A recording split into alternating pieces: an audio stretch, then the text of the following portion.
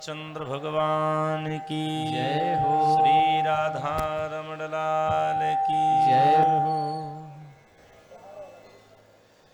अकारण करुणावरणालय भक्त मनवांछित कल्पतरु परमपिता परमेश्वर श्री राघवेंद्र भगवान के श्री चरणों में बारंबार प्रणाम। अनंत बलवंत श्रीमान हनुमंत लाल जी महाराज जी के श्री चरणों में कोटि कोटि प्रणाम। भूतेश भगवान भोलेनाथ जी के श्री चरणों में बारंबार प्रणाम। व कथा सत्र में विराजमान समस्त भक्तों के हृदय में बैठे ठाकुर जी के अनंत चरणों में अनंत कोटि कोटि प्रणाम। सभी एक बार प्रेम से बोलिए जय सिया राम। जय सिया राम। हम आप बड़े ही बड़भागी हैं, परम ही सौभाग्यशाली हैं कि एक जगह बैठ कर के आज से 7 दिनों तक इस बिहारी बुजुर्ग ग्राम में ठाकुर जी की बड़ी ही मंगलमयी कथा को हम सभी श्रवण करेंगे। ये हमारा आपका परम सौभाग्य है, हमें सुनाने का अवसर मिल रहा है और आपको श्रवण करने का अवसर प्राप्त हो रहा है। एक सूक्ति कही गई है कि जही विधि राखे राम तेही विधि रहिए, सीताराम सीताराम सीताराम कहिए। ये जीवन है, कई बार अनुकूल प्रतिकूल स्थितियां परिस्थितियां आती हैं, लेकिन धर्मशास्त्र कहता है हर स्थितियों में व्यक्ति को एकदम ही ठाकुर जी के चरणों का ही आश्रय लेना चाहिए। आज से हम आप जिस ग्रंथ को श्रवण करने के लिए विद्यमान हैं उस ग्रंथ का नाम है श्रीमद् भागवत महापुराण। और भागवत जी जो व्यक्ति श्रवण कर लेता है वाक्य जीवन का तो परम ही पुण्योदय हो जाता है। क्योंकि संतजन कहते हैं कि जन्मांतरे भवेत पुण्यम तदाम भागवतम लभेत। एक जन्म नहीं, 2 जन्म नहीं, 4 जन्म नहीं, जब कई जन्म जन्मांतर के पुण्योदय होते हैं तब जीव को जाकर के भागवत श्रवण करने का पावन अवसर प्राप्त होता है। श्रीमान व्यास जी महाराज जी ने बड़ा ही पावन दिव्य ग्रंथ लेख किया है और भागवत जी में सबसे पहले महात्मा की चर्चा को करते हैं। और महात्मा का पावन बिंदु क्या है? महात्मा करता है किसी के बारे में विशेष रूप से जानना। महात्मा जी में पहले 3 बातें कही गई हैं कि भागवत क्यों श्रवण करें, भागवत श्रवण करने का लाभ क्या है और भागवत जी किनके किनके जीवन में आती हैं। इन्हीं 3 बिंदुओं पर संपूर्ण महात्मा की पावन यह कथा कही गई। सच्चिदानंद रूपाय विश्वोत्पत्त्यादि हेतवे तापत्रय विनाशाय श्रीकृष्णाय वयं नमः। पूज्य श्री व्यास जी महाराज जी ने सबसे पहले भगवान को प्रणाम किया। कौन से ठाकुर जी? बोले जो भगवान सत्य स्वरूप है। भागवत जी में सबसे पहले भगवान सच्चिदानंद को ही प्रणाम किया गया है। अब सच्चिदानंद में 3 भाव है, सतधन चितधन आनंद बराबर सच्चिदानंद। अब प्रश्न यह उठता है कि किम सच्चिदानंदा, सच्चिदानंद कौन है?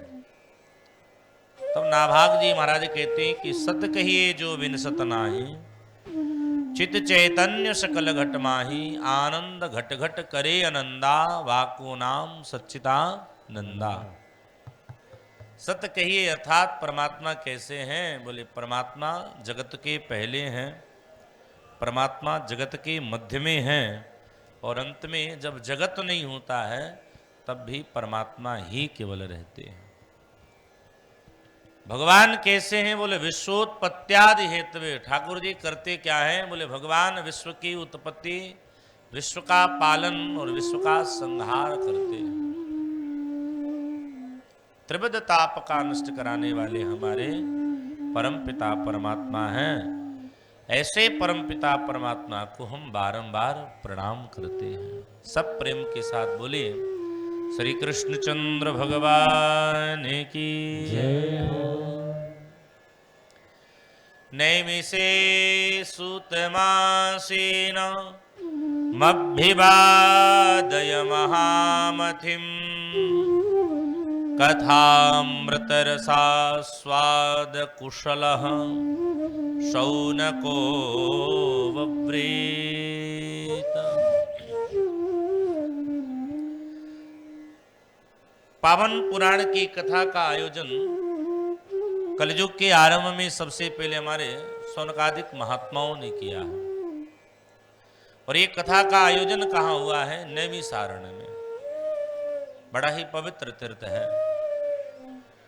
और विष्णु पुराण में ऐसी कथा है कि एक बार हमारे ऋषिगण भगवान विष्णु के पास पधारे और भगवान विष्णु जी से आग्रह करते हैं कि प्रभु, हम पृथ्वी पर जब तप करना चाहते हैं जहां आप बड़े ही जल्दी सुलभ हो जाए,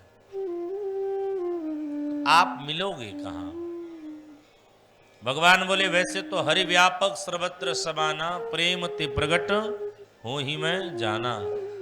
ऐसे तो सरकार कहते हैं कि सारे जगह हम विद्यमान हैं, लेकिन कोई जगह चयन किया जाए। तब भगवान ने अपनी सुदर्शन चक्र दी और ऋषियों से कहते हैं कि जिस जगह जाकर के सुदर्शन चक्र स्थापित हो जाएगा, आप वही जगह हमारा जब तप करना, हम आपको बड़ा ही जल्दी प्राप्त हो जाएंगे। ठाकुर जी का सुदर्शन चक्र आया है और नैमिषारण्य में आकर के विद्यमान हुआ। आज भी वहां पर चक्र तीर्थ के रूप में हमें दर्शन होता है। और वहीं पर हमारे ऋषियों ने एक बड़ा ही सुंदर यज्ञ किया है। अब जीवन में एक बात बड़े प्यार से सुनिएगा, कई लोग बड़े ही दानी होते हैं। तो दान का लाभ क्या? आप सब आराम करिए एकदम, हम आज सादा कथा करेंगे। कई बार होता है क्या है कि लोग बड़े ही दानी होते हैं, तो दान का फल किसको प्राप्त होता है? जैसे कोई धन दान किया तो उसके द्वारा दी हुई धन के दान से उसके पूरे परिवार का लाभ प्राप्त होगा। क्यों? धन दान से व्यक्ति का धन शुद्ध हो जाता है।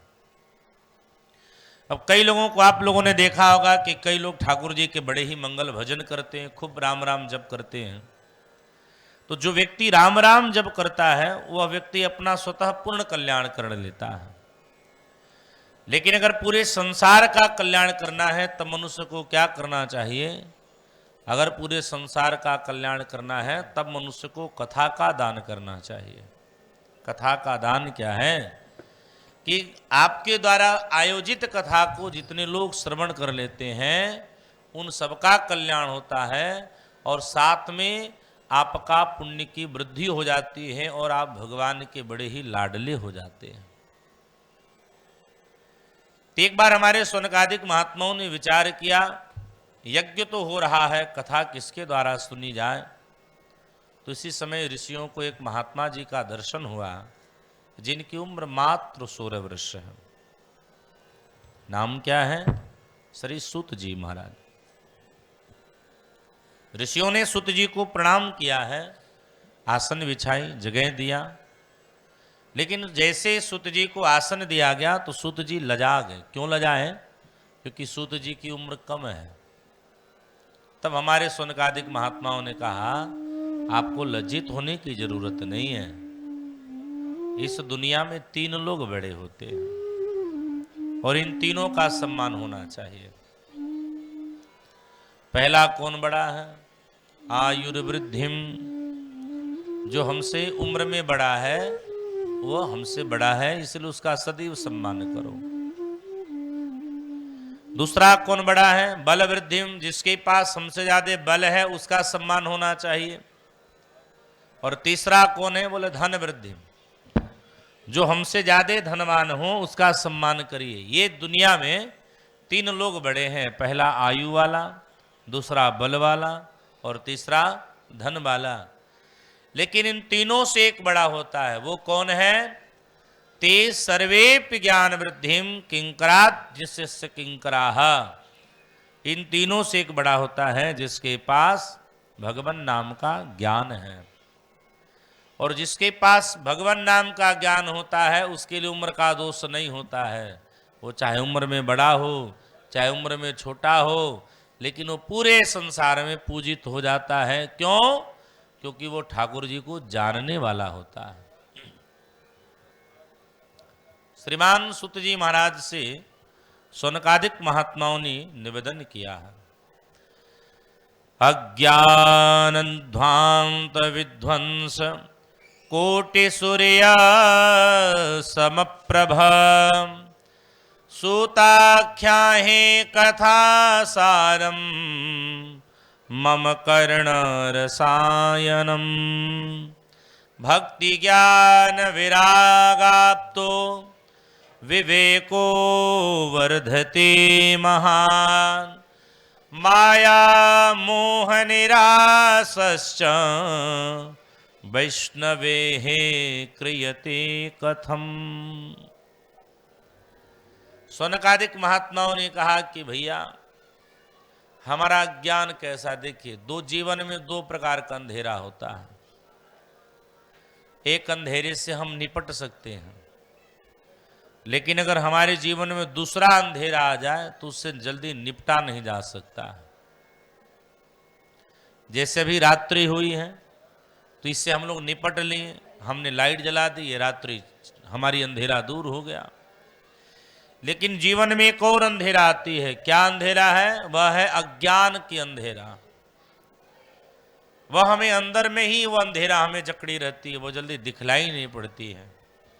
और उस अंधेरे को काटने के लिए हमें किसकी जरूरत है? फिर उस अंधेरे को काटने के लिए हमें सत्संग की ही जरूरत है। क्योंकि तात स्वर्ग अपवर्ग सुख है धैर्य तो लायक अंग तूलन ताहे सकल मिले जो सुख लब सतसंग। सत्संग की अपनी ही एक महिमा है। शौनकादिक महात्माओं ने कहा कि भैया हमारे जीवन में एक ऐसा अंधेरा छाया हुआ है जो एकदम बड़ा ही हमको ग्रसित कर रहा है। इसलिए आप भक्ति ज्ञान वैराग के संयुक्त हमको भगवान की कोई कथा सुनाइए, और कथा भी कैसी हो जो हमारे कानों को बड़ा ही प्रिय लगे। प्रिय का तात्पर्य है कि हमें ठाकुर जी की ही केवल कथा सुनाना। क्योंकि एक बात हमको पता है, चिंतार मणिर लोक सुखम श्रुद्रोहो स्वर्ग संपदा प्रयक्षते गुरु प्रेतो वैकुंठम योगी दुर्लभाम। अगर किसी को पारसमणि मिल जाए तो पारसमणि करेगी क्या? बोले ज्यादा से ज्यादा संसार का सुख दे देगा। सोना अगर किसी को ज्यादा मिल जाए तो आदमी ज्यादा ज्यादा सुखी हो जाएगा, लेकिन अंतर सुखी नहीं हो सकता। आजकल सुखी की कोई परिभाषा नहीं है। अगर कोई किसी से कहे कि सुखी तो धन सुख देता है, इसकी गारंटी नहीं है। अगर धन सुख देता तो दुनिया में कोई दुखी नहीं होता। धन से सुख साधन आ सकते हैं पर सुख नहीं आ सकते हैं। धन अगर सुखी देता तो उसी धन के लिए हम किसी के पेट में चाकू नहीं घोंपते। इतना ध्यान रखिएगा, धन से सुखी नहीं है व्यक्ति है। किसी मनुष्य को अगर कल्प वृक्ष की प्राप्ति हो जाए तो कल्प वृक्ष बहुत चाहेगा तो स्वर्ग जैसा आनंद करा सकता है, लेकिन वही परमात्मा से नहीं मिला सकता है। सोने में वह सामर्थ्य नहीं है कि सोना परमात्मा से मिला दे। स्वर्ग में सामर्थ्य नहीं है कि स्वर्ग परमात्मा, कल्प वृक्ष में सामर्थ्य नहीं है कि कल्प वृक्ष जीव को परमात्मा से मिला दे। परमात्मा से मिलाने में अगर किसी को सामर्थ्य है तो केवल गुरु जी के ही चरण कमलों में है। इसलिए शास्त्र कहता है प्रयक्षति गुरु प्रीतो वैकुंठम योगी दुर्लभाम। जीव अगर गुरु जी के चरणों का आश्रय ले तो जीव परम पिता परमेश्वर के चरणों को प्राप्त कर ही जाता है। ये बातें जीवन में समझ कब आएंगी? जब जीवन में सत्संग की प्राप्ति होगा। क्योंकि हमारे गोस्वामी तुलसीदास जी महाराज कहते हैं कि धन्य घड़ी सोई जब सत्संगा, धन्य जन्म द्विज भगति भंगा। हमारा आपका जीवन धन्य तब है जब हमारे आपके जीवन में भगवान की कथा आ जाए। सुत जी ने कहा भैया आपकी बातें बड़ी अच्छी हैं, लेकिन एक बात आप बड़े ध्यान पूर्वक सुनिएगा। हम आप कहाँ बैठे हैं? हम आप कलयुग में बैठे हैं, और वहां भी कहाँ बैठे हैं? बोल काल के मुख में बैठे हैं। काल ब्याल मुख ग्रास त्रास निर्णास हेतवे। अब ध्यान में रखिएगा, काल हमको कैसे खाता है। आप अपनी भोजन की थाली में दो रोटी रखिए। आपने रोटी को रखा तो एकदम रोटी एकदम पूरा का था, लेकिन थोड़ा थोड़ा जैसे हम खाने लगते हैं, थाली की जितनी सामग्री है सब एक एक करके वो सामग्री समाप्त हो जाती है।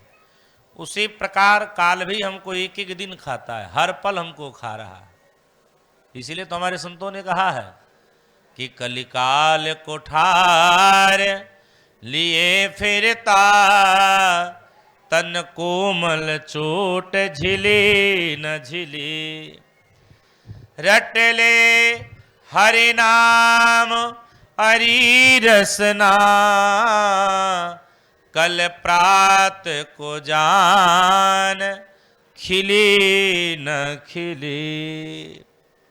हमको हर पल काल खा रहा है, एक एक क्षण हम काल के गाल में समा रहे हैं। काल के गाल से जीव को बचना है तो केवल एक ही उपाय है, क्या? परमात्मा की पावन कथा, सत्संग। क्योंकि बिनु सत्संग विवेक न होए, राम कृपा बिनु सुलभ न सोई। पर आवत यही सर अति कठिनाई, राम कृपा बिनु आई न जाई। ये अवसर आना बड़ा कठिन है।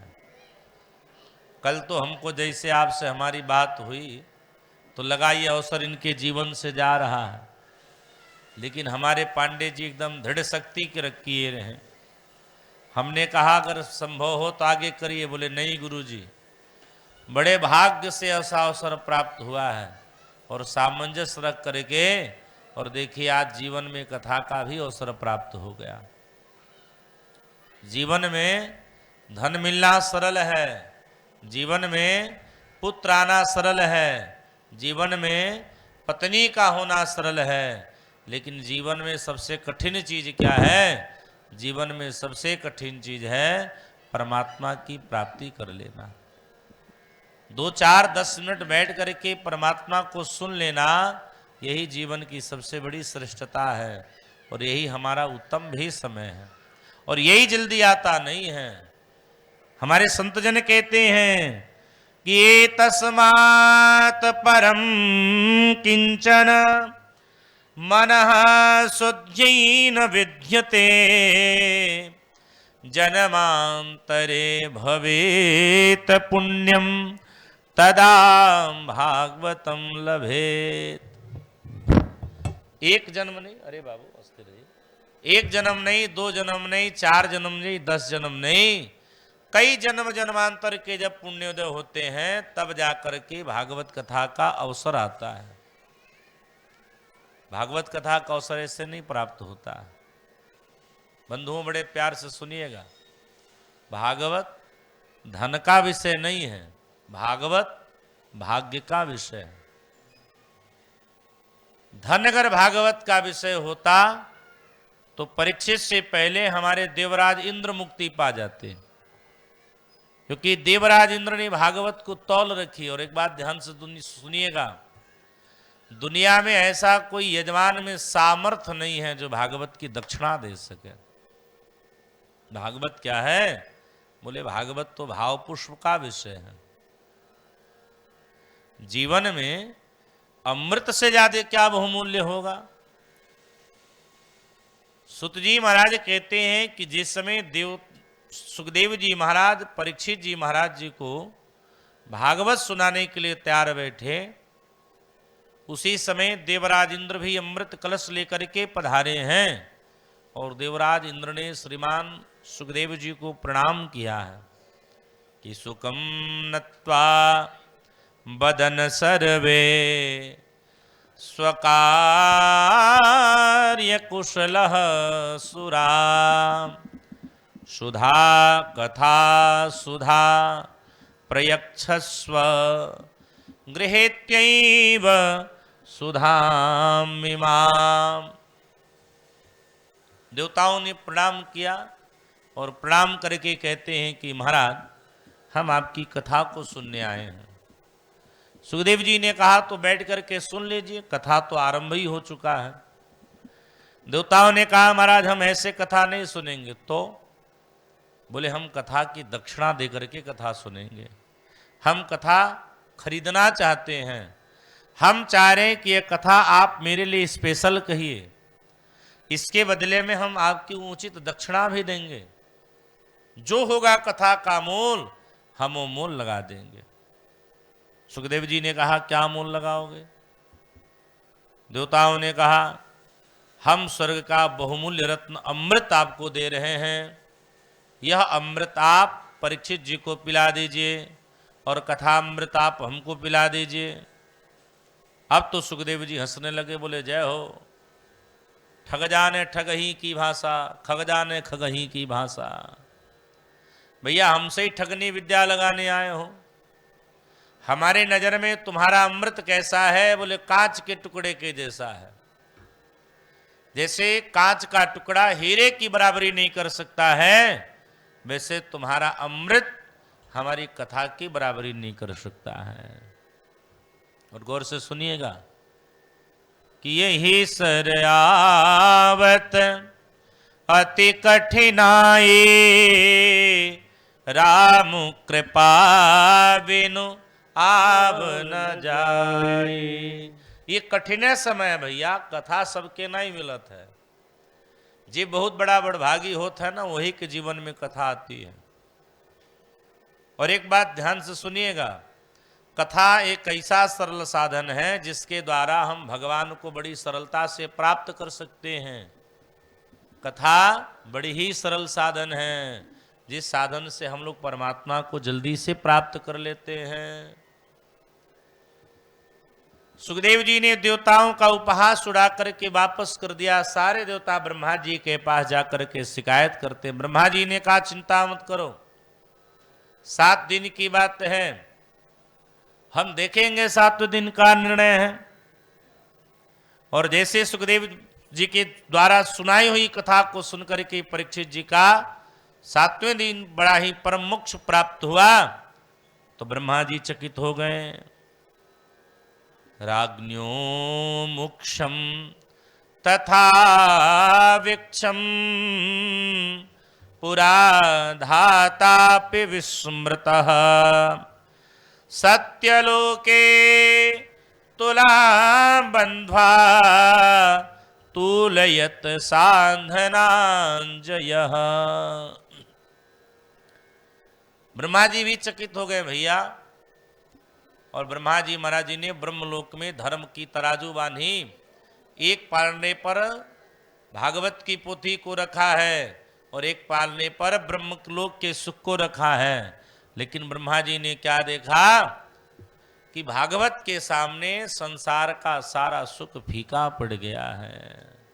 इसलिए तो हमारे संतजन कहते हैं कि जीवन में सत्संग मिलना बड़ा ही कठिन है, क्योंकि तात स्वर्ग अपवर्ग सुख धरिय तुलाइक यंग, तूलन ताहे सकल मिले, जो सुख लब सतसंग, जो सुख लब सतसंग। सत्संग की बराबरी दुनिया में कोई नहीं कर सकता है। अब तो सूत जी महाराज से सनकादिक महात्माओं ने कहा, महाराज गजब हो गया, भागवत कितनी अद्भुत महिमा। ब्रह्मा जी ने कहा, अरे भैया ये भागवत कोई केवल श्रवण कर ले, संकल्प कर लीजिए तो भागवत फिर भी मोक्ष देने वाले हैं। सनकादिक महात्माओं ने कहा, हमने एक बात सुनी है कि नारद जी महाराज हमेशा घूमने वाले हैं, एक जगह कहीं स्थिर नहीं होते हैं। नारद जी ज्यादा से ज्यादा 24 मिनट ही एक जगह बैठ पाते हैं, उसके बाद उनको उठ के जाना ही जाना है। लेकिन हमने ऐसा सुना है कि नारद जी भी बैठ करके कथा को श्रवण किए। सूत जी ने कहा, बिल्कुल सुने। तो किसने सुनाया, कब सुने, कहाँ संजोग बना? तब सूत जी महाराज कहते हैं कि एक समय की बात है कि हमारे 4 भैया हैं, सनक, सनंदन, सनातन, सनत कुमार। ये चारों भाइयों का एक ही नियम है, जब मन होता है बैठ के कथा आरंभ कर लेते हैं, खूब बड़े मन से कथा सुनते हैं। अच्छा देखो, एक बात और ध्यान से सुनिएगा, न इनको श्रोता खोजना है न इनको वक्ता खोजना है। क्यों? क्योंकि चारों परम ही विद्वान हैं और मनुष्य जाति के सबसे अगर कोई वयोवृद्ध हैं तो हमारे सनकादिक ऋषि हैं। और ध्यान से सुनिएगा, देखने में आज भी कैसे हैं? बोले आज भी देखने में 5 ही वर्ष के हैं। ये ठाकुर जी की परम विशेषता है। चारों भैया बद्रीनाथ भगवान के तट पर बैठ करके कथा को श्रवण कर रहे थे। एक भैया कथा कह रहे हैं, 3 भैया बैठ करके सुन रहे हैं। सब प्रेम के साथ बोले, श्री बद्रीनाथ भगवान की जय। तभी चारों भाइयों ने क्या देखा कि देवर्षि नारद जी महाराज कहीं से दौड़े दौड़े भगे आ रहे हैं। अच्छा देखिए, दर्पण जो है हमारे चेहरे को बताता है। तो दर्पण करता क्या है? बोले दर्पण आपके चेहरे की बस क्या बिगड़ा क्या बनाया बता सकता है, लेकिन जो परखने वाला व्यक्ति होगा आपके चेहरे को पढ़ करके बता देगा कि आपके जीवन में घट क्या रही है। हर बिंदु चेहरे पर हमारी दिखलाई पड़ जाती है। सनकादिकों ने देखा कि देवर्षि नारद जी महाराज कहीं से भगे भगे आ रहे हैं।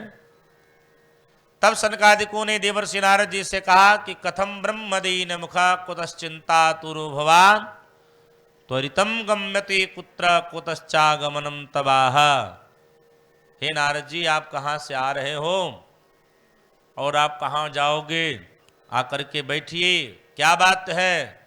अपनी समस्त चिंताओं का उल्लेख करिए। सनकादिकों की बात को सुनकर के देवर्षि नारद जी रोने लगे। नारद जी ने अपनी सारी बात बताई। बोले भैया, एक बार मेरा मन हुआ कि मैं पृथ्वी लोक का भ्रमण करूं, और वो भी मैं कहाँ भ्रमण करूं? मैं पृथ्वी लोक के में तीर्थों का मैं भ्रमण आरंभ मैंने किया। तो हम सबसे पहले समस्त तीर्थों का दर्शन आरंभ कर दिए, लेकिन किसी भी तीर्थ में मेरा मन नहीं लगा। क्यों? क्योंकि तीर्थों की महिमा समाप्त हो गई है। पुष्करम च प्रयागम च काशी गोदावरी तथा हरिक्षेत्रम कुरुक्षेत्रम श्रीरंगम सेतुबंधनम एवमादिश तीर्थेषु ब्रह्मांडतस्ततः। मैं जिस तीर्थ में गया कहीं भी मेरा मन नहीं लगा, मैं एकदम चिंतित हो गया। तब मैंने विचार किया कि चलो तीर्थ में नहीं मन लग रहा है तो तीर्थ में जो देखिए, कभी तीर्थ जाइए तो केवल तीर्थ के भगवान का दर्शन मत करिए।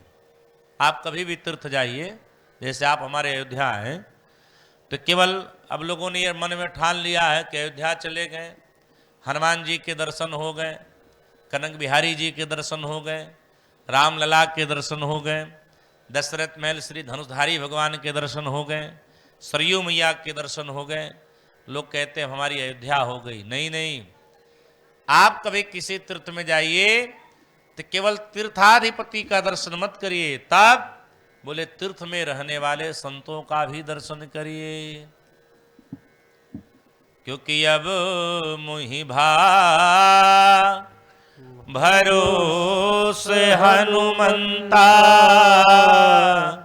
बिनु हरि कृपा मिलहि नहीं संता। जीवन में भगवान की बिना कृपा से जीवन में कभी साधु नहीं मिल सकते हैं। नारद जी महाराज कहते जब मैं संतों के आश्रम में गया तो वहां भी मेरा मन बड़ा दुखी हो गया। क्यों?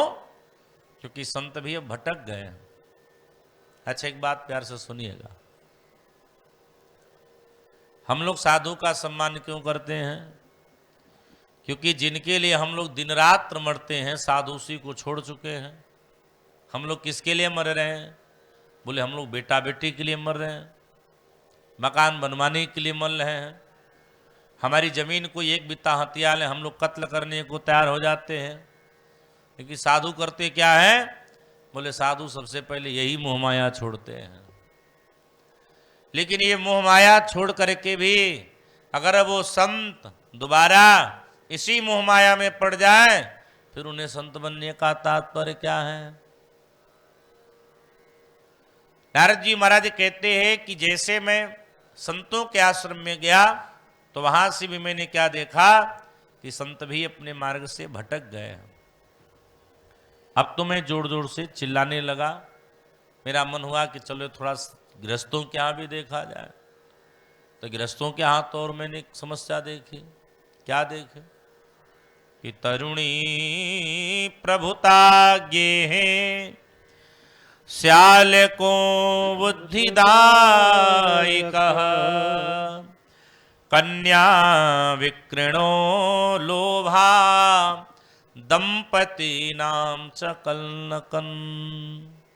हमने क्या देखा कि अब गृहस्थों के हाथ आडंबना है। हमारे घर की शोभा किससे होती थी? सब पहले जोर से बोलिए जय सिया राम। हमारे पहले घर की शोभा हमारे बुजुर्ग माता पिता से होती थी। अब सबसे पहले हमारे देश में क्या बन रहे हैं? सबसे ज्यादा हमारे देश में वृद्धाश्रम बनाए जा रहे हैं। जिस देश का पहला सूत्र था मातृदेवो भवः, पितृदेवो भवः, आचार्य देवो भवः, आज उस देश में वृद्धाश्रम बनाए जा रहे हैं। जब हम लोग छोटे थे तो बाप जब हमको अपने कंधे पर रख करके कहीं पर जब हमको ले करके जाते थे, एक छोटा सा बालक जब बोलने की तैयारी करता था, एक चिड़िया को देखा एक बालक और अपने पिता से पूछा, पिताजी ये कौन है? पिताजी कहते बेटा ये कोयल है। पुनः कुछ देर बाद वही पिता से बालक पूछता है, पिताश्री ये कौन सी पक्षी है? पिताजी कहते बेटा ये कोयल है। एक बार नहीं 100 बार बच्चे ने पूछा और पिताजी ने 100 बार उस बच्चे को बताया कि बेटा ये कोयल है, ये कोयल है, ये कोयल है। लेकिन न पिताजी एक बार क्रोध किए, न पिताजी एक बार बच्चे की बात को टाले। जब बेटा बोलता था तो पिताश्री बड़े प्रेम से कहते थे बेटा ये कोयल है। लेकिन वही पिता वृद्ध हुआ, वही बालक जवान हुआ, तो अब बच्चे को अपने पिता की बोली काटने को दौड़ती है। अगर पिताश्री जी एक बार नहीं 2-4 बार कोई बात कर दिए तो बेटा यह कहता है कितना बोलता है, अभी हमारे लायक नहीं है। और बेटा सदा सदा के लिए पिता से संबंध तोड़ करके चला जाता है। यही दुनिया की रीति है। घर में अब चलती किसकी है? घर में अब जो नई नवेली बहुएं आ गई हैं उन बहुओं की चलने लगी। पहले हमारे यहाँ आपके यहाँ गृहस्थों का एक नियम था कि गृहस्थ लोग करते क्या थे? बोले पहले गृहस्थ लोग कन्यादान करते थे, लेकिन अब हम लोग कर क्या रहे हैं? बोले अब हम लोग कन्याओं को बेचने लगे हैं, खरीदने लगे हैं। नारद जी महाराज कहते हैं कि ये सब देख करके मैं एकदम घबरा गया और मैं चिंतातुर में आ गया। तब मैं वृंदावन आया और वृंदावन में हमने भगवती यमुना मैया का हमने दर्शन किया। बोल यमुना महारानी की जय हो। कि दरस परस मज्जन अरुपाना हरे पाप कह वेद पुराना। शास्त्र कहता है कि कभी भी किसी तीर्थ यात्रा में जाइए तो तीर्थ सरोवर का जरूर दर्शन करिए। ना कुछ कर पाइए जलाचमन करिए, ना कुछ कर पाइए दूर से ही प्रणाम करिए, समय हो तो 2-4 बार उसमें गोता लगा लीजिए। क्यों? क्योंकि आपके पाप तत्काल ही नष्ट हो जाएंगे। नारद जी महाराज कहते हैं कि भैया हमने यमुना जी को प्रणाम करी और प्रणाम करके जब मैं जाने लगा तब हमने एक दृश्य देखा था।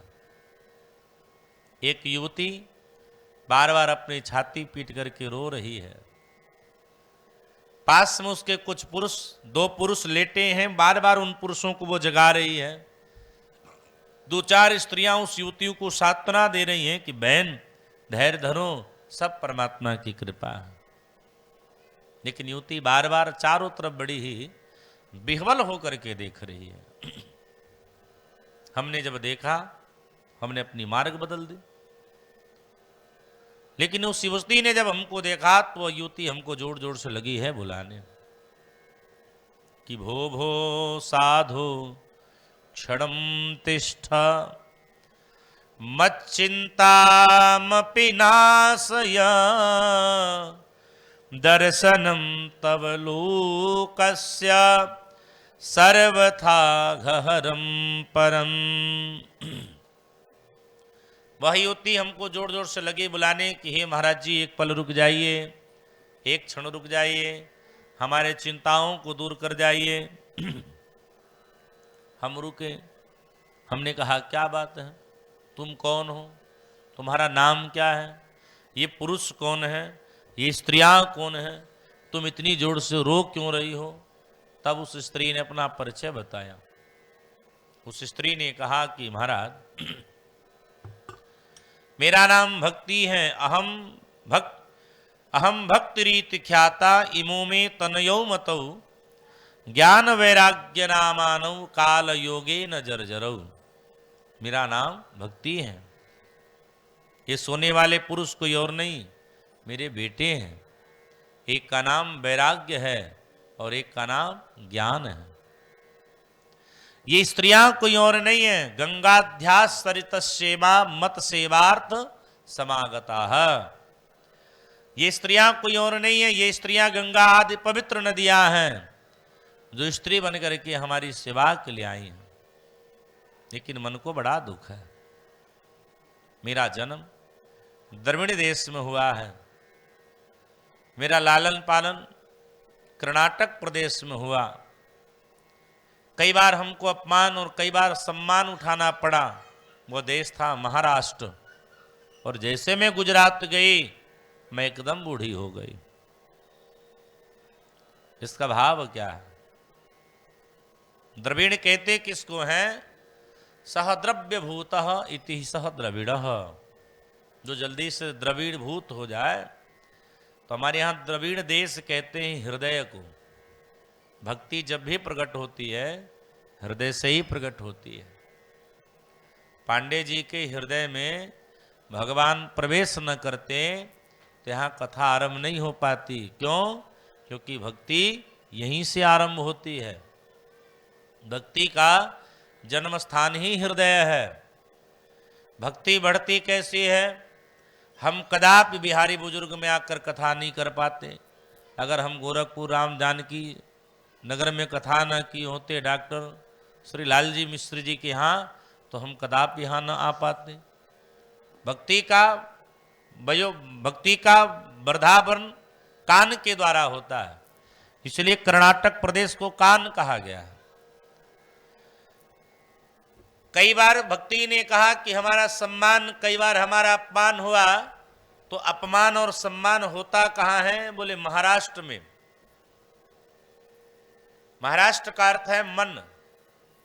कई बार हमारा आपका मन होता है ना, दिनवार भर लोग माला जपते हैं, खूब पूजा पाठ करें, कई बार ऐसा का मंदिर में झकबा ना करें। इसीलिए तो हमारे यहाँ कहा गया है कि मन के हारे हार है, मन के जीते जीत। जीवन में कुछ भी स्थिति आवे, बड़े ध्यान से रखिएगा, कोई स्थिति आ जाए मन एकदम प्रसन्न रख करके काम करिए, क्योंकि शायद भगवान आपकी परीक्षा लेना चाह रहे हो। और अगर आप मन से हार गए, फिर मन से हारा हुआ व्यक्ति जीवन में कभी जीत नहीं पाता है। इसलिए स्थिति परिस्थिति जो आवे, अपनी आनंद को कभी मत छोड़िए। भक्ति ने कहा मैं बूढ़ी हो गई। कहाँ बूढ़ी हो गई? बोले गुजरात में। आप वर्तमान समय जाइए गुजरात में, हमारे अपने आश्रम श्री चक्रवर्ती महाराज दशरथ जी के राजमहल में लाखों की संख्या में गुजरात प्रांत के भक्तगण जुटे हैं, और सारे भक्तजन बड़ी ही भजन आनंदी हैं, दिन रात माला जप करते हैं। लेकिन ध्यान में रखिएगा, भक्ति ने कहा कि मैं गुजरात में बूढ़ी हो गई। ये गुजरात क्या है? ये इंद्रियां ही गुजरात है। कि काम करते चलो नाम जपते चलो, काम करते चलो नाम जपते चलो, काम करते चलो नाम जपते चलो, काम करते चलो नाम जपते चलो। हर समय ध्यान उनका तो धरते चलो, हर समय ध्यान उनका तो धरते चलो। कृष्ण गोविंद गोपाल गाते चलो, कृष्ण गोविंद गोपाल गाते चलो, कृष्ण गोविंद गोपाल गाते चलो, कृष्ण गोविंद गोपाल गाते चलो। अपने रथ को सुमार्ग लगाते चलो, अपने रथ को सुमार्ग लगाते चलो। देखना इंद्रियों के न घोड़े भगे, देखना इंद्रियों के न घोड़े भगे, देखना इंद्रियों के न घोड़े भगे, देखना इंद्रियों के न घोड़े भगे। इन पे संयम के हरदम ये कोड़े पड़े, इन पे संयम के हरदम ये कोड़े पड़े, इन पे संयम के हरदम ये कोड़े पड़े, इन पे संयम के हरदम ये कोड़े पड़े। देखना इंद्रियों के न घोड़े भगे, देखना इंद्रियों के न घोड़े भगे, इन पे संयम के हरदम ये कोड़े पड़े, इन पे संयम के हरदम ये कोड़े पड़े। अपने रथ को सुमार्ग लगाते चलो, अपने रथ को सुमार्ग गाइए। लगाते चलो, कृष्ण गोविंद गोपाल गाते चलो, कृष्ण गोविंद गोपाल गाते चलो। ध्यान हरि का तू हरदम लगाते चलो, ध्यान हरि का तू हरदम लगाते चलो, प्रभु का नाम तू हरदम गाते चलो, प्रभु का नाम तू हरदम गाते चलो। इसलिए श्रुति कहती है कि जीवन में जो भी स्थिति परिस्थिति क्यों ना आ जाए, मनुष्य को परमात्मा का सदैव स्मरण करना चाहिए। हमारी वासनाएं जब तक हमारे जीवन में होंगी तब तक हम मुक्ति पाने वाले नहीं हैं, ध्यान में रखिएगा। वासना क्या है? बोले वासना दलदल है। हम लोग दलदल में फंसे हैं। छोटे थे, बड़े होने की दलदल में फंस गए, बड़े हुए सुंदर शिक्षा की दलदल में फंस गए, शिक्षा मिल गई, बढ़िया नौकरी के दलदल में फंस गए, नौकरी मिल गई, अब बढ़िया छोकरी मिल जाए इसकी दलदल में पड़ गए, बढ़िया ब्याह हो गया, अब ब्याह के बाद बच्चे आ जाएं, ये भी दलदल है, बच्चे आ गए, फिर अब दूसरा दलदल आरंभ हो गया। क्या? बोले भाई बच्चों की चिंता, अब तो हमें उनके भविष्य की, मनुष्य अपना ही भविष्य भूल गया। इसलिए भक्ति ने कहा महाराज व्यक्ति जैसे ही हमारी भक्ति वासना के अनुकूल आरंभ कर दिया ऐसे ही हम बूढ़ी हो गई।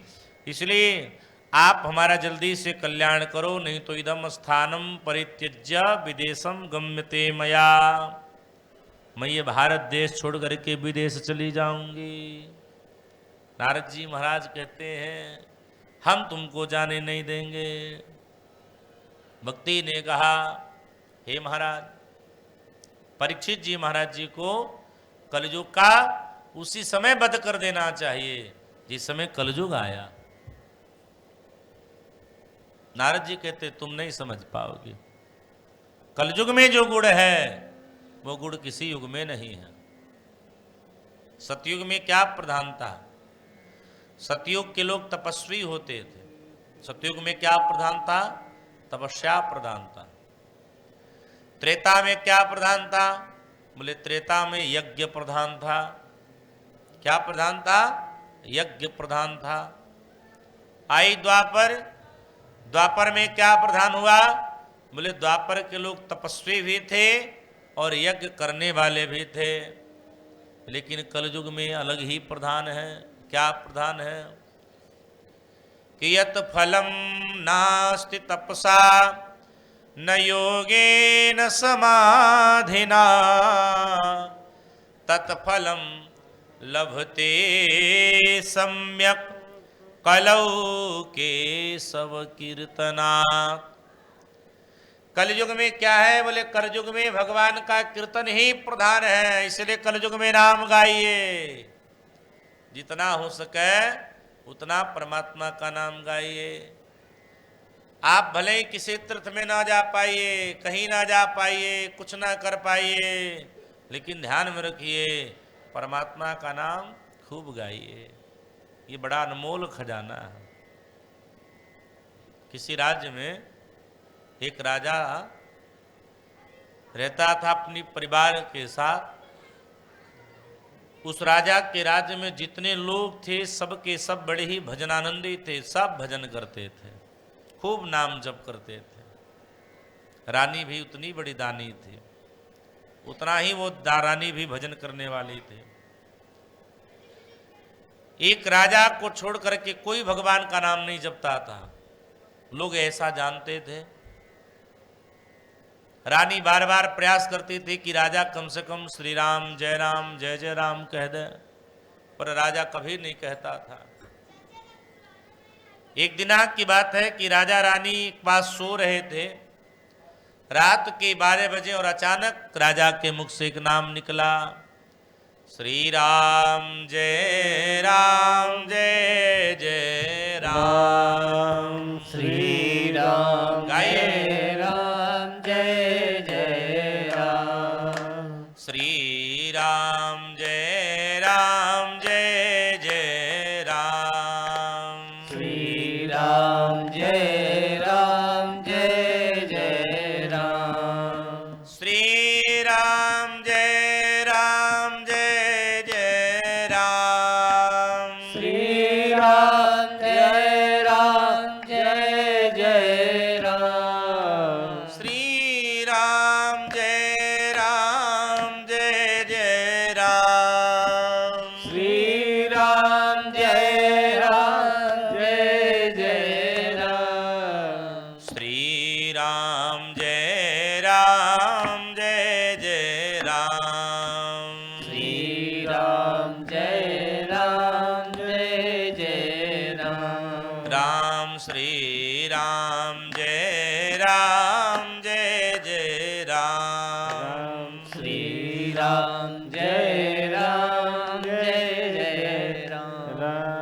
रानी ने देखा कि राजा स्वप्न में ऐसा जोर जोर से गा रहा है, रानी को सुनाई पड़ा।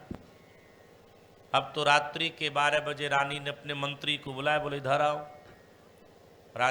मंत्री आया, बोले आदेश। बोले पूरे नगर में भंडारा चालू कर दो। क्यों?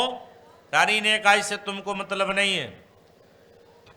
पूरे नगर में भंडारा चालू हो गया। रानी ने कहा नगर के जितने ब्राह्मण हैं सबको बुलाओ, सब लोग बोलो जग तप आरंभ कर दीजिए। अब जैसे राजा सुबह सो करके उठा, राजा क्या देखा, उसके राज्य में चारों तरफ भगवान का नाम जप हो रहा है, चारों तरफ यज्ञ हो रहा है, चारों तरफ भंडारा हो रहा है, पूरा नगर सजाया गया है। राजा को कुछ समझ नहीं आया। तब राजा ने रानी से पूछा क्या बात है, आज किसी का जन्मदिन है या कोई उत्सव है, कुछ हो तो बताओ, इतनी आनंद किस लिए हो रही है? रानी ने कहा हमारा क्षमा करिएगा,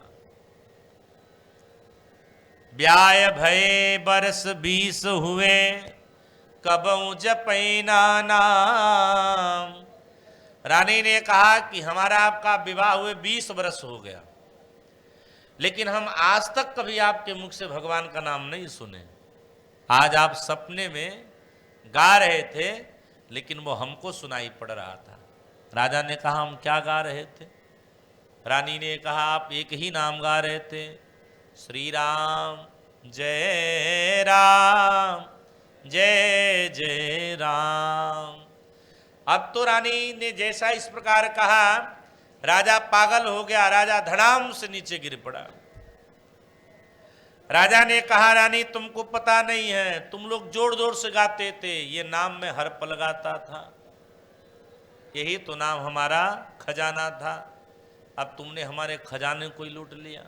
मीरा महारानी जी ने कहा है ना कि पायो जी मैं तो राम रतन धन पायो। मीरा जी ने कहा है भगवान का नाम जैसे राजा ने कहा, तो राजा ने कहा तुमने तो हमारे संपत्ति को ही लूट लिया, अब हम जी करके करेंगे क्या? और राजा वैसी गिरे, तुरंत अपने देह को छोड़ दिया, तुरंत प्राण को त्याग दिया। इसलिए श्रुति कहती है कि कलयुग में किसकी महिमा है? बोले कलयुग में परमात्मा के नाम की बड़ी ही अद्भुत महिमा है। इसलिए कलयुग में भगवान का हर पल आप नाम गाइए। अब तो भक्ति ने नारद जी को प्रणाम किया है।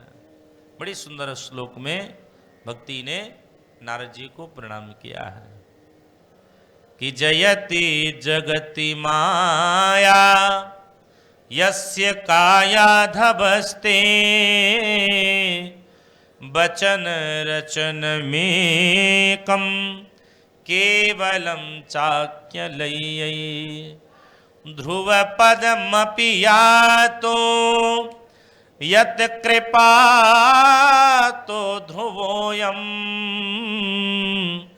सकल कुशल पात्रम ब्रह्मपुत्रम नतास्मि। सकल कुशल पात्रम ब्रह्मपुत्रम नतास्मि। भक्ति ने नारद जी को प्रणाम किया। बोले भैया आप जिसको एक बार मिल जाते हैं आप तो उसको परमात्मा से मिला देते हैं, इसलिए हमको विश्वास है आप हमारे दुख को जरूर दूर करेंगे।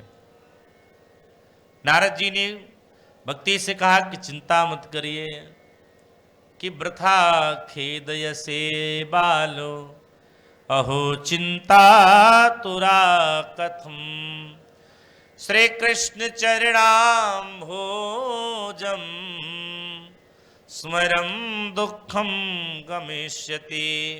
देखिए भैया जीवन में जब भी कोई स्थिति परिस्थिति आवे तो जीव को परमात्मा का नाम गाना चाहिए। हर समय नाम गाइए। जब भी आपको लगे अब आपका समय अनुकूल नहीं है, प्रतिकूल जा रहा है, तो आप करिए क्या? बोले आप परमात्मा के नाम को गाना तत्क्षण ही आरंभ कर दीजिए। स्थिति परिस्थिति सभी अनुकूलता को प्राप्त कर जाएगी। नारद जी ने भक्ति से कहा तुम चिंता मत करो, मैं तुम्हारे दुख को दूर करूंगा। और नारद जी महाराज कहते हैं उसी चिंता के कारण मैं आप सबके पास आया हूं, क्योंकि हमको आकाशवाणी हुई और भैया मैं उसी चिंता को लेकर के आपके पास आया हूं। तब सनकादिकों ने कहा चिंता की कोई बात नहीं है, हम तुमको भागवत जी श्रवण कराते हैं। भक्ति के दुख दूर भागवत की ही कथा से हो पाएंगे। लेकिन होंगी कहाँ? सनकादिकों ने कहा मैं हरि क्षेत्र छोड़ के जा नहीं सकता, इसलिए हरिद्वार तक मैं चलूंगा। नारद जी ने कहा मैं बुलाता हूं। हल्ला हो गई, अब पूरे नगर में शोर हो गया। भाई देखो, अब श्रोता भी बढ़िया हूं, वक्ता भी बढ़िया हूं, कथा का अपना अलग मजा है। नहीं तो कई जगह तो गायन बाजन में ही चला जाता है। बहुत बढ़िया है। 2012 के बाद हम पहली बार इस तरह बोल रहे हैं। है क्या कथाओं में संगीत क्या है? पहले हम लोग जब छोटे थे, किसी वैद्य के यहाँ जाते थे तो वैद्य राज हमको चूर्ण खिलाते थे ना। चूर्ण बड़ा कड़वाहट होता था, तो वैद्य जी कहते थे क्या उसमें मधु डाल दो थोड़ा। कथा ही वो चूर्ण है जो संसार के दुख दूर करेगी। लेकिन कथा थोड़ी कड़वी हो जाती है कई बार, तो उसमें मधु की आवश्यकता है, मिठास कर देता है। वो संगीत ही मधु है, इसलिए कथा में संगीत की आवश्यकता है। पर जितनी औषधि में मधु हो उतनी ही आवश्यकता है। अब तो कई जगह होता है क्या, बोले मधु पिलाए जा रहे हैं, तो भाई बीमारी तो ठीक नहीं हो रही है, लेकिन स्वाद बड़ा बढ़िया आ रहा है, क्योंकि मधु है तो बढ़िया ही आएगा। अब भैया वक्ता कौन है? बोले सनकादिक ऋषि हैं। श्रोता कौन है? देवर्षि नारद जी। अब तो चारों तरफ से लोग चले आए, भक्ति भी उसी मांग पधारी है। भक्ति का जैसे आह्वान हुआ तो भक्ति जैसे पधारे। भागवत की भी कथा आरंभ नहीं हुई, तत्क्षण ही भक्ति का समस्त दुख दूर हो गया। कि भक्ति ही सुतौ तो तरुणो गृहीत्वा प्रेमैकरूपा सहसा विराशित।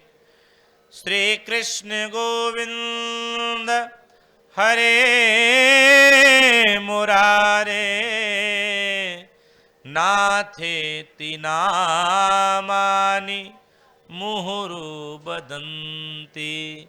और भक्ति गाने लगी है। आइए हम आप सब भी भक्ति के भाव में 2 मिनट भगवान नाम का संकीर्तन करें। श्री कृष्ण गोविंद हरे मुरारी, हे नाथ नारायण वासुदेव। श्री कृष्ण गोविंद हरे मुरारे, हे नाथ नारायण वासुदेव। हे नाथ नारायण वासुदेव, हे नाथ नारायण वासुदेव। हे नाथ नारायण वासुदेव। हे नाथ नारायण वासुदेव। श्री कृष्ण गोविंद हरे मुरारी, हे नाथ नारायण वासुदेव। श्री कृष्ण गोविंद हरे मुरारे, हे नाथ नारायण वासुदेव। पित मात स्वामी सखा हमारे, पितु मात स्वामी सखा हमारे। पितु मात स्वामी सखा हमारे। पितु मात स्वामी सखा हमारे। हे नाथ नारायण वासुदेव। हे नाथ नारायण वासुदेव। श्री कृष्ण गोविंद हरे मुरारी, हे नाथ नारायण वासुदेव। श्री कृष्ण गोविंद हरे मुरारे, हे नाथ नारायण वासुदेव हे नाथ नारायण वासुदेव हे नाथ नारायण गाइए। वासुदेव हे नाथ नारायण वासुदेव हे नाथ नारायण वासुदेव। सुत जी महाराज कहते हैं कि भक्ति अब तो नृत्य लगी है जोर जोर से करने। नारद जी ने देखा कि जब भक्ति का परम कल्याण हो गया तब नारद जी का मन थोड़ा सा शांत हुआ। और ऐसे नारद जी महाराज ने सनकादिकों से कहा कि भैया एक बात जरा हमको बताइए कि भागवत की कथा को सुन करके किसका किसका कल्याण होता है। कौन कौन से लोग भागवत की कथा को सुन करके अपनी सद्गति को प्राप्त कर लेते हैं। कायेन वाचा मनसापि पातकम् नित्यं प्रकुर्वन्ति सठा हठेन ये परस्वपुष्टा मलिनां दुराशयाः सप्ता यज्ञेन कलौ पुनन्ति ते। भागवत को सुनकर के किसका किसका कल्याण होता है। सुत जी महाराज जी ने कहा कि भागवत को श्रवण करके समस्त संसार का कल्याण हो जाता है। कोई मन वचन कर्म से पाप किया हो और वह भी व्यक्ति अगर आकर के भागवत की कथा को श्रवण कर ले तो उस व्यक्ति का भी परम कल्याण हो जाता है। सौनकादिक महात्माओं ने पूछा कि किसी का हुआ है। नारद जी ने भी पूछा किसी का हुआ है। तब सनकादिकों ने एक का उदाहरण बताया। बोले भैया एक नगरी है जिस नगरी का नाम है अनुपम नगर। तुंगभद्र नामक नदी के तट पर वो बसा हुआ है। उस नगरी में अनेक वर्ण के लोग निवास करते हैं। उन्हीं में एक ब्राह्मण देवता है, नाम आत्मदेव जी महाराज। ब्राह्मण देवता की पत्नी बड़ी सुंदर है, नाम धुंधुली देवी। पर पंडित जी कैसे हैं? सौतस्मार्तेषु निष्णान्तो द्वितीय इव भास्कराः। बड़े अद्भुत ज्ञानी हैं। हाँ, पंडित जी नित्य हवन करने वाले हैं, नित्य तर्पण करने वाले हैं, नित्य सूर्य को अर्घ देने वाले हैं। देखिए जीवन में कुछ नियम निभाइए चाहे न निभाइए, लेकिन 2-3 नियम जीवन में अपना लीजिए। क्या क्या नियम अपनाइए? कि जब भी स्नान करिए भगवान सूर्य को जल जरूर दीजिए। भैया सरकार की हम बिजली उपयोग करते हैं तो हम लोग उसका पैसा देते कि नहीं देते? देते हैं, जरूर हम लोग देते हैं। लेकिन भगवान सूर्य हमको फ्री में रोशनी दे रहे हैं, वो हमसे कभी पैसा मांगने गए? नहीं मांगने गए। लेकिन हमारा आपका नियम होना चाहिए, हम सूर्य को जरूर अर्घ दें। और कलयुग में कुछ देवताओं को नित्य प्रणाम करना चाहिए। पहला किसको? बोले पहला दुर्गा मैया को, देवी को। सबसे पहले प्रणाम करिए भगवान सूर्य को, दूसरा प्रणाम करिए भगवती को, तीसरा प्रणाम करिए भगवान गणेश को, चौथा प्रणाम करिए भगवान शिव को और पांचवा प्रणाम करिए भगवान विष्णु को। ये 5 देवताओं को नित्य प्रति प्रणाम करना चाहिए। जो व्यक्ति इन 5 देवताओं को प्रणाम न करता हो उसे मनुष्य कहलाने का कोई अधिकार नहीं है। पंडित जी महाराज नित्य हर हवन तर्पण करने वाले, लेकिन पंडितानी देवी थोड़ी कटु हैं, बड़ी दुष्ट हैं। एक भैया एक बात ध्यान से सुनिया जा। पत्नी अगर बढ़िया मिल जाए तो जीवन आनंदमय है। वो पत्नी सच्ची पत्नी नहीं है जो पति के दुख में जीवन में पति की साथ छोड़ जाए। ऐसी स्त्री का न इस लोक में कल्याण है न परलोक में कल्याण है। ऐसी स्त्री को कहीं भी कल्याण नहीं कहा गया है। नारद जी महाराज से सनकादिकों ने कहा कि पंडित जी के पंडितानी का नाम है धुंधली देवी, कैसी हैं, ज्यादा बोलने वाली हैं, गांव की मालकिन है। पंडित जी के जीवन में सब कुछ है, धन है, बल है, लेकिन पंडित जी के जीवन में एक दुख है। क्या दुख है? पंडित जी के जीवन में कोई पुत्र नहीं है। ऐसे तो शास्त्र कहता है कि संसार में 6 दुख बड़े ही कष्टतुर है। हमारे दुनिया में 6 दुख बड़े ही कष्टातुर हैं। इन 6 दुख को कोई दबाने वाला नहीं है। पहला कौन दुख? कुग्रामवास, बुरे लोगों के साथ निवास करना, यह भी दुख का एक कारण है।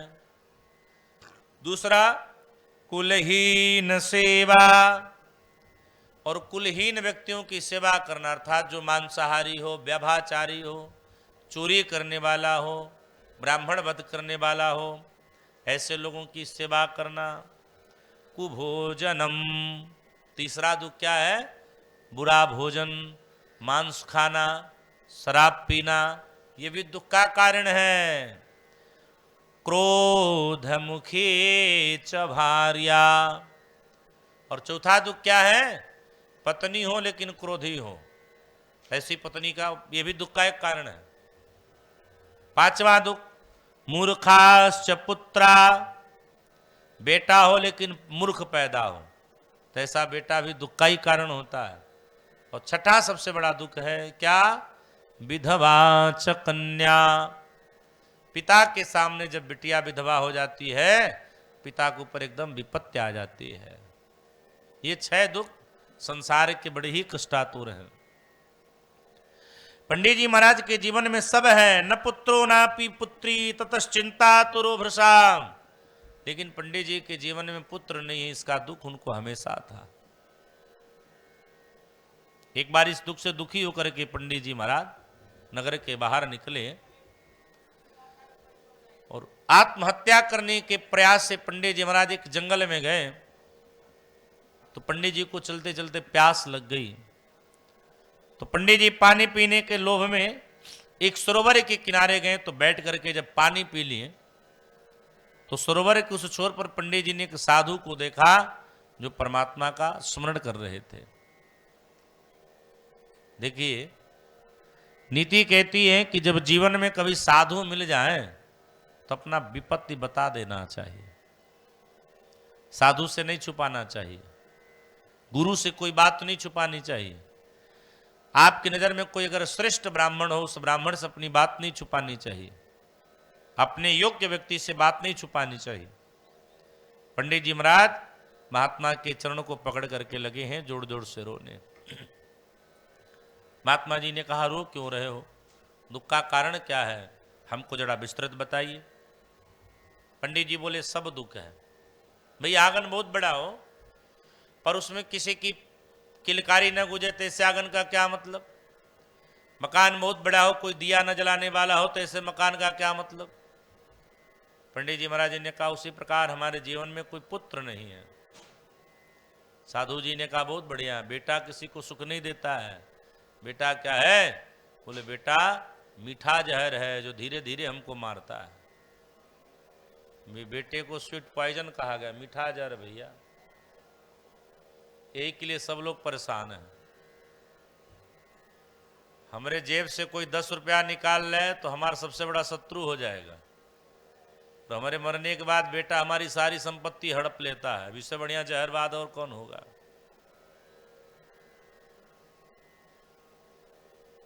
सन्यासे सर्वथा सुखम।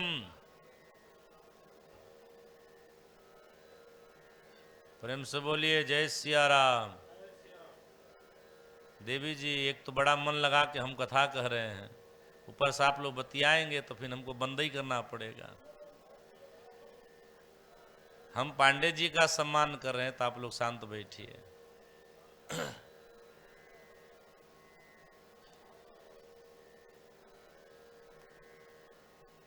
महात्मा जी ने कहा कि भैया पुत्र किसी को सुख नहीं देता है, इसलिए हम तुमसे एक बात कहेंगे, सन्यासे सर्वथा सुखम, सन्यास में बड़ा सुख है। अगर बेटा सुख देता तो महाराज सगर के 60,000 पुत्र थे, महाराज सगर को पुत्र के वियोग में मरना न पड़ता। इसलिए हम तो एक ही बात करते, सप्त जन्मावधि तब पुत्रो नैव च, तेरे नसीब में 7 जन्मों तक बेटे का कोई योग नहीं है। इसलिए तुम भजन करो, राम राम जपो, जो होगा सो होकर के ही रहेगा। पंडित जी ने कहा, महाराज एक बात हमको पता चल गई कि संसार बिना पुत्र का सुखी नहीं हो सकता है। भाई हमारा खूब धन हो है, कई बार ऐसा होता ना कि भाइयों के बेटा होता है, एक भाई के बेटा ना हो तो सब ताना मार के उसे जिंदा ही मार डालते हैं। संसार में हम सुख पुत्र के अनुकूल देखते हैं। अब कोई साधु बन जाए और राम राम न जप करे तो ऐसे साधु बनने का क्या मतलब। हम गृहस्थ हो जाए और हमको बेटे ही बेटी ना होवे, फिर हमें गृहस्थ होने का बहुत क्या मतलब है। इसलिए आप हमको कोई कृपा करिए। अब पंडित जी महाराज महात्मा जी के चरणों को पकड़ लिए, बोले आप हमको बेटे का आशीर्वाद दीजिए, नहीं तो यही चरण में हम माथा पटक करके मर जाएंगे। तब महात्मा जी ने एक सुंदर फल दिया और फल दे करके कहते हैं, पत्नी से कहना बढ़िया से नियम से रहे, पर धुंधली बड़ी ही चांडाल थी। धुंधली ने कहा कि मेरे जीवन में केवल मेरे नजर में 2 ही लोग सुखी हैं। कौन? बंध्या व विधवा स्त्री। मेरे नजर में 2 ही स्त्री सुखी हैं, एक जिसका पति गुजर चुका हो वो सुखी है, और एक जो कभी मां न बनी हो वो सुखी है, बाकी तो सभी दुखी हैं। सहेली के बार बार कहने पर उसने फल को गाय को खिलाया और अपनी एक बहन के गर्भ को खरीद लिया है, जो बहन का गर्भ 3 महीना से पहले ही है।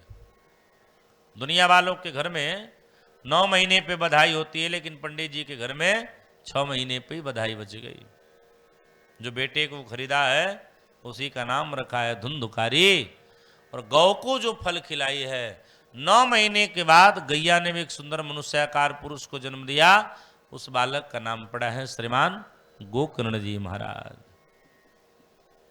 गोकर्णो पंडितो ज्ञाने धुंधुकारी महाखलाह। गोकर्ण जी महाराज बड़े ही अद्भुत ज्ञानी हुए, लेकिन धुंधकारी बड़ा दुष्ट हुआ, और धुंधकारी के कुकृत्य को देख करके उसके हाव भाव चाल ढाल को समझ करके आत्मदेव जी को बड़ी पीड़ा होती थी, बड़े ही दुख में रहा करते थे। एक दिन ये दुखी मन से नगर के बाहर निकले तो इनके पीछे पीछे गोकर्ण जी महाराज चल दिए। एक जगह बैठ करके आत्मदेव जी रोने लगे। तब पिताजी से गोकर्ण जी ने कहा, रो क्यों रहे हो? तब पिताजी ने कहा कि मुंचा ज्ञानम प्रजारूपम मोहते नरके गते निष्पन्त्यन्ति देहोयम सर्वत्यक्त्वा वनं ब्रजः। क्योंकि अंधकूपे स्नेह पासे बंध पंगोरहं सठ कर्मणा पतितो नूनं मामुद्धर दयानिधे। अब हमको लग रहा है कि जल्दी मरना पड़ेगा, क्योंकि ये दुख हमसे सहा नहीं जा रहा है। क्योंकि मोह निशा जग सोवनिहारा देखई स्वप्न अनेक प्रकारा। आत्मदेव जी महाराज कहते हैं सारे स्वप्न हमको बड़ा दुख दे रहा है। तब श्रीमान गोकर्ण जी महाराज ने अपने पूज्य पिता को 3 श्लोक की गीता सुनाई है, जिसे हम गोकर्ण गीता कहते हैं। बोले पिताजी किससे प्रेम कर रहे हो? शरीर से? अगर शरीर से प्रेम है तो शरीर क्या है? बोले शरीर हड्डी मांस का एक लोथड़ा है। देहि स्थिमांस रुधिरे भीमति त्यज्यत्वम जाया सुतादिषु सदा ममता विमुञ्च पश्यानिशं जगदिदं क्षणभङ्गुनिष्ठं वैराग्यरागरसिको भवभक्तिनिष्ठः। हे पिताजी, अगर आप शरीर से प्रेम कर रहे हो तो शरीर क्या है? बोले हड्डी मांस का एक थोड़ा है। देखिए भैया, चमड़ी बड़ी सुंदर है, केवल सुंदर चमड़ी है। चमड़ी को छीलिए, अंदर सब सुंदरता गायब हो जाएगी। और थोड़ा अंदर जाइए, फिर नसें मिलेंगी, और अंदर जाइएगा हड्डियां मिलेंगी। पेट को फाड़िए, संसार की सारी गंदगी मिल जाएगी। पिताजी, फिर शरीर से क्यों मोह कर रहे हो? सत्य क्या है कि दुनिया में कोई अपना नहीं है, इस संसार में कोई अपना नहीं है। ये सब क्या है? ये सब मोह के बंधन है। जैसे सूर्योदय होता है तो दिन बड़ा अच्छा लगता है, और जैसे सूर्यास्त होती है तो रात्रि सुहावनी हो जाती है। संसार भी उसी प्रकार है। हम दिन में किसी से मिलते हैं, रात्रि में किसी से मिलते हैं, ऐसे नहीं किसी से मिल पाते हैं, हम सपने में मिल जाते हैं। इसलिए पिताजी, हम आपसे एक ही बात कहेंगे कि छोड़िए संसार का ये चिंता, क्योंकि जब आप छोड़ करके जाओगे तो कुछ साथ नहीं जाएगा। एक भाव है, आओ हम मिलके लोग गाते हैं। अरे छोड़ कर संसार जब तू जाएगा, कोई न साथी साथ तेरा निभाएगा। छोड़ के संसार जब तू जाएगा, कोई न साथी साथ तेरा निभाएगा। छोड़ कर संसार जब तू जाएगा, कोई न साथी तेरा साथ निभाएगा।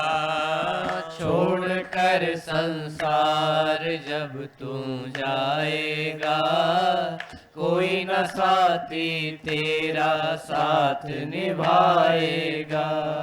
जिसको अपना पल पल तू कहता था बेटा, जिसको अपना पल पल तू कहता था बेटा, ओ जिसको अपना पल पल तू कहता था बेटा, जिसको अपना पल पल तू कहता था बेटा, आगे वो लगाएगा कोई न साथी तेरा साथ निभाएगा। कोई न साथी तेरा साथ निभाएगा। ओ छोड़ कर संसार जब तू जाएगा, कोई न साथी तेरा साथ निभाएगा। छोड़ कर संसार जब तू जाएगा, कोई न साथी तेरा साथ निभाएगा। जिस मद में फिरता था दिन रात मारा, जिस मद में फिरता था दिन रात मारा, ओ जिस मद में फिरता था दिन रात मारा, जिस मद में फिरता था दिन रात मारा, मान मिट जाएगा कोई न साथी तेरा साथ निभाएगा। कोई न साथी तेरा साथ निभाएगा। ओ छोड़ कर संसार जब तू जाएगा, कोई न साथी तेरा साथ निभाएगा। छोड़ कर संसार जब तू जाएगा, कोई न साथी तेरा साथ निभाएगा। तन और धन रे पगले भैया काम नहीं आते। तन और धन रे पगले भैया काम नहीं आते। ओ तन और धन पगले रे भैया काम नहीं आते। तन और धन रे पगले भैया काम नहीं आते। राम नहीं गाएगा कोई न साथी तेरा साथ निभाएगा। कोई न साथी तेरा साथ निभाएगा। ओ छोड़ कर संसार जब तू जाएगा कोई न साथी तेरा साथ निभाएगा। छोड़ कर संसार जब तू जाएगा कोई न साथी तेरा साथ निभाएगा। इसीलिए साधकों ने कहा राम भजो मन राम भजो रे राम भजो मन राम। राम भजो रे राम भजो रे राम भजो रे राम। हो राम भजो रे मन राम भजो रे राम भजो मन राम। राम भजो रे राम भजो मन राम भजो रे राम। ओ राम भजो रे मन राम भजो रे राम भजो मन राम। राम भजो रे मन राम भजो रे मन राम भजो रे राम। ओ राम भजो रे मन राम भजो रे राम भजो रे मन राम। राम भजो रे मन राम भजो रे राम भजो रे मन राम। छोड़ कर संसार जब तू जाएगा कोई न साथी तेरा साथ निभाएगा। छोड़ कर संसार जब तू जाएगा कोई न साथी तेरा साथ निभाएगा। ओ तेरा बेटा ही तुझ में आग लगाएगा। तेरा बेटा ही तुझ में आग लगाएगा। एक दिन ये दुनिया तुझे भूल जाएगा। ओ एक दिन ये दुनिया तुझे भूल जाएगा। इसलिए हे पिताजी केवल भजन करिए राम भजिए राम के सिवा जगत में कोई साथ अपना नहीं है। आत्मदेव जी महाराज जी ने भजन आरंभ किया है।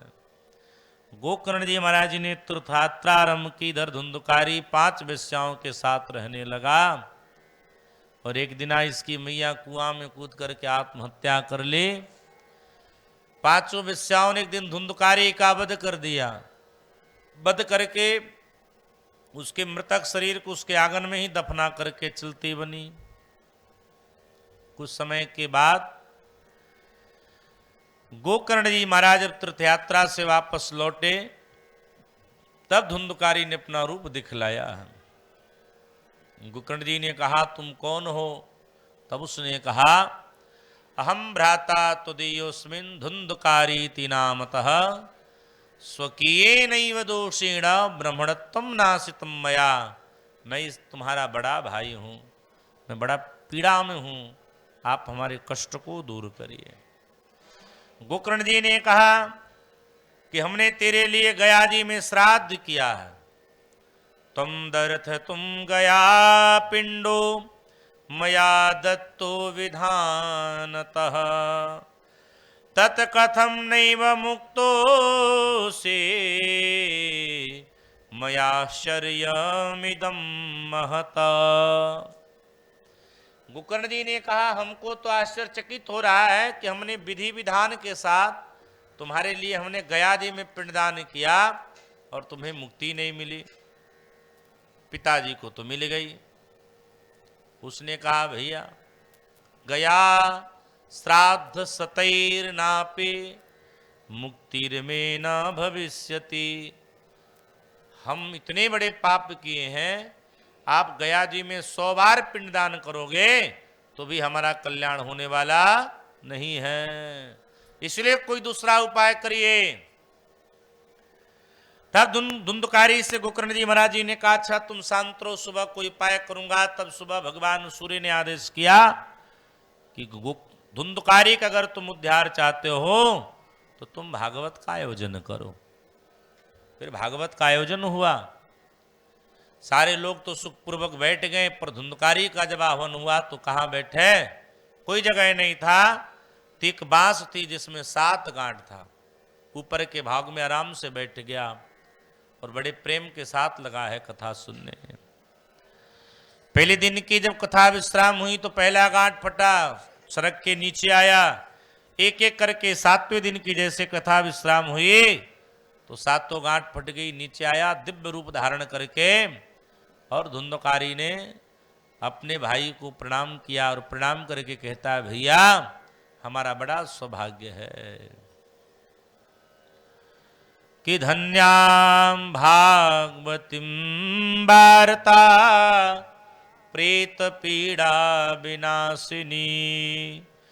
हे भाई मेरा परम धन्य है कि हमारा कष्ट दूर हो गया, हम तुमको बार बार प्रणाम करते हैं।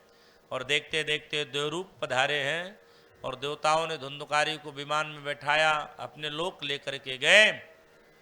दोबारा श्रीमान गोकर्ण जी महाराज जी ने भागवत का आयोजन किया है और भगवान स्वयं प्रकट होकर के संपूर्ण लोकवासियों को लेकर के गोलोक गए हैं। आगे नारद जी महाराज जी ने सनकादिक ऋषियों से पूछा कि भागवत की विधि क्या है। तब सनकादिकों ने कहा कि सबसे पहले भागवत की विधि है कि भागवत का व्यास उत्तम होना चाहिए। आजकल है क्या, बोले आजकल हम लोग जिसे न तिसे कथा सुन लेते हैं। भागवत ब्राह्मण के अलावा किसी से भी नहीं सुनना चाहिए।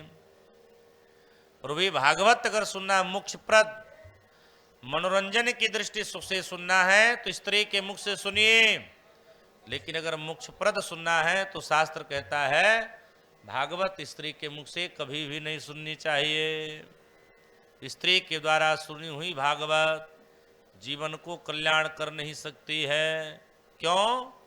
क्योंकि स्त्री कब अशुद्ध हो जाए और अशुद्धावस्था में अगर भगवान की कथा को सुनाएगी तो जहां तक बात जाएगा सभी लोग अशुद्ध हो जाएंगे। इसलिए सबसे पहले व्यास का चयन करिए।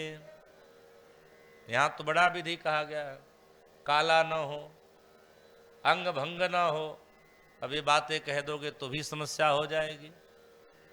भागवत के लिए कहा गया है कि ब्राह्मण कैसा हो, गौरांग हो, काला भी ब्राह्मण न हो, अंग भंग भी ब्राह्मण न हो, वेद को जानने वाला हो, तपस्वी हो, विधि विधान के साथ रहने वाला हो। इन विधियों की जो जानकारी रखता वही भागवत कथा कहने का अधिकारी है। भागवत कथा में यजमान को कितना धन इकट्ठा करना चाहिए? बोले भागवत की कथा में यजमान को कितना धन इकट्ठा करना चाहिए जितनी धन में अपनी बेटी का विवाह करता है वो। इसलिए यजमान को कंजूसी भी नहीं करनी चाहिए। और भैया सुनो, सुत जी महाराज कहते हैं भागवत का जब आयोजन करिए तो भागवत के आयोजन में विधि का बड़ा ध्यान में रखिए। इसलिए यजमान को क्रोधी नहीं होना चाहिए, आचार्य को भी क्रोधी नहीं होना चाहिए। आहार के भी विचार करिए, ध्यान में रखिएगा। आज के युग में सब रोगी हैं। अब रोग ग्रसित व्यक्ति को केवल दूध पिला करके कथा सुनाओ तो भैया मुक्ति पाने से पहले उसकी मृत्यु हो जाएगी। इसलिए आहार का बड़ा विचार करना चाहिए। कलयुग में प्राण कहाँ बसा है? कलयुग में प्राण अन्न में बस गया है। इसलिए नोपवासम ब्रह्म मुक्ताम कथा विघ्न करो यदि। उपवास की कोई जरूरत नहीं है। अगर उपवास से आपको तकलीफ हो रही है, अब कोई शुगर का बढ़िया पेशेंट आदमी हो, उसे कहो फलाहार रहिए, 7वें दिन शुगर हाई लेवल पे चला जाएगा, क्योंकि फलाहार की जितनी पदार्थ है सब में शुगर बढ़िया से मिलता है। अब इस दृष्टि में करें क्या, बोले ठाकुर जी को प्रणाम करिए और बढ़िया आहार लीजिए। और आहार भी कैसे लीजिए कि तुम ही निवेदित भोजन करहे, प्रभु प्रसाद पट भूषण धरहे। कुछ भी पाइए, भगवान को भोग लगा के पाइए। भोजन भी करना, भोजन करिए, लेकिन कितना भोजन करिए जितना में आलस्य स न आवे। अभी ने बढ़िया एकदम भरपेट खा लीजिए, बैठ के कथा सुनिए, तो पंडित जी चिल्ला रहे हैं अरे राम राम, और आप बढ़िया से मुंह बाग के सो जाओ, तो ऐसी भोजन नहीं। अल्पाहार लीजिए, मस्त एकदम ठाकुर जी की कथा को सुनिए, हवन करिए। आगंतुक जितने ब्राह्मण हैं, ब्राह्मणों में ही ब्रह्म का दर्शन करते हुए भगवान की कथा को प्रेम भाव के साथ आप सभी श्रवण करिए। हम आप बड़े ही बड़भागी रहे हैं, हम लोग ठाकुर जी की कथा को यथाविधि से श्रवण की। कल अपने समय से दोपहर के 3 बजे से लेकर के शाम 7 बजे तक हम कथा को आनंद पूर्वक श्रवण करेंगे। आज थोड़ी किन्हीं कारणों से विलम्ब हुआ और हम संगीत का भी लाभ नहीं ले पा रहे हैं, क्योंकि सिस्टम भी थोड़ा गड़बड़ है। अब कथा को बीच में रोक दी जाए तो कथा जी का अपमान है, तो हमसे बड़े तो हमारे ठाकुर जी हैं, हमारा धर्म है, हमें ठाकुर जी का सम्मान करना चाहिए। तो यथाविधि से जो भी ठाकुर जी कृपा की, हम लोग ठाकुर जी का सम्मान किए। शेष चर्चा हम लोग कल करेंगे। तो आइए यही वाणी को विराम करें और हम ठाकुर जी के नाम के बाद आरती करेंगे और प्रसाद की जो समुचित व्यवस्था होगी, प्रसाद लेकर के सब हम अपने अपने घर को जाएंगे। श्री राम जय राम जय जय राम, श्री राम जय राम जय जय राम, श्री राम जय राम जय जय राम, श्री राम जय राम जय जय राम, श्री राम जय राम जय जय राम, श्री राम जय राम जय जय राम, श्री राम जय राम जय जय राम, श्री राम जय राम जय जय राम, श्री राम जय राम जय जय राम, श्री राम जय राम जय जय राम, श्री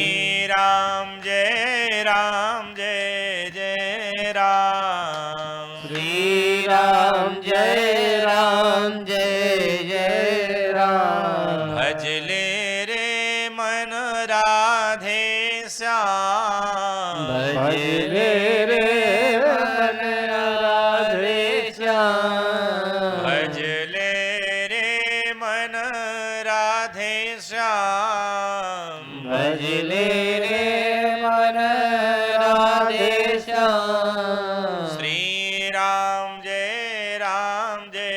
जय राम, श्री राम जय राम जय जय राम, राम श्री राम जय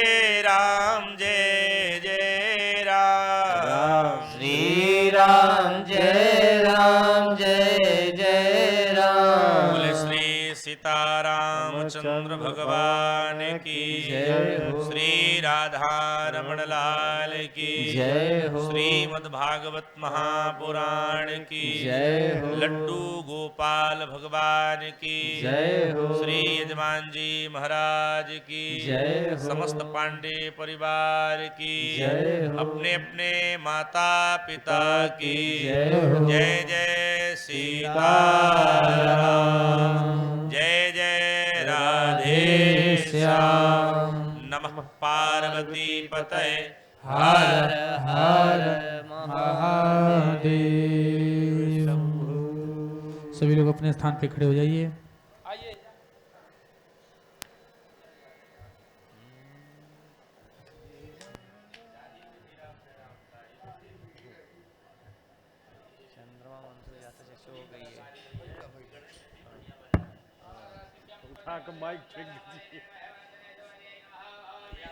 हवि प्रजननम में असुत सभीर को सर्वगण गौ सतये आत्मसने प्रजासने पशुसनि लोकसन्य भयसने अग्नि प्रजा बहुलम में करोद्वन्नम पयोरे जो अजवाजोदात्ता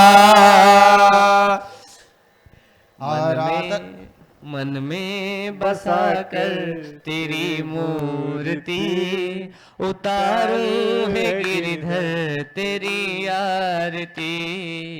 मन में बसा कर तेरी मूर्ति उतारो है गिरधर तेरी आरती। करुणा करो कष्ट हरो ज्ञान दो भगवन। भाव में फंसी नाव मेरी तार दो भगवन। करुणा करो कष्ट हरो ज्ञान दो भगवन। भाव में फंसी नाव मेरी तार दो भगवन। दर्द की दवा दवा तुम्हारे पास है। दर्द की दवा तुम्हारे पास है। जिंदगी दया की है भीख मांगती। मन में बसा कर तेरी मूर्ति उतारो है गिरधर तेरी आरती। मांगो तुझसे क्या मैं यही सोचूं भगवन। जिंदगी जब तेरे नाम कर दिया अर्पण। मांगो तुझसे क्या मैं यही सोचूं भगवन। जिंदगी जब तेरे नाम कर दिया अर्पण। सब कुछ तेरा कुछ नहीं मेरा। सब कुछ तेरा कुछ नहीं मेरा। चिंता है तुझको प्रभु संसार की। मन में बस